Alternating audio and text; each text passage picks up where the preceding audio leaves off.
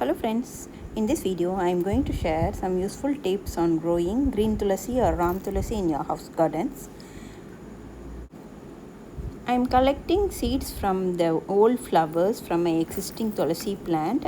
The seeds will be very tiny, so you need to collect the seeds from the flowers, dried flowers, and just use some normal garden soil or cocoa peat for germinating the seeds.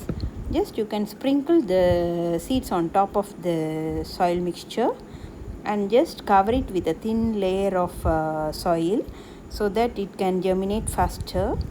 And you also need to sprinkle some water to retain the moisture. Usually it takes around 5 to 7 days in normal temperature like 30 degrees during daytime for the seeds to germinate. Once the seedlings are well rooted, then you can repot it into new containers. Just you need to add 50% garden soil, 50% cocoa peat to retain the moisture.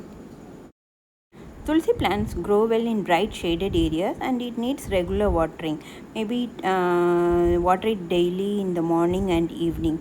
It releases oxygen 24 hours in a day. Thank you for watching. Happy gardening.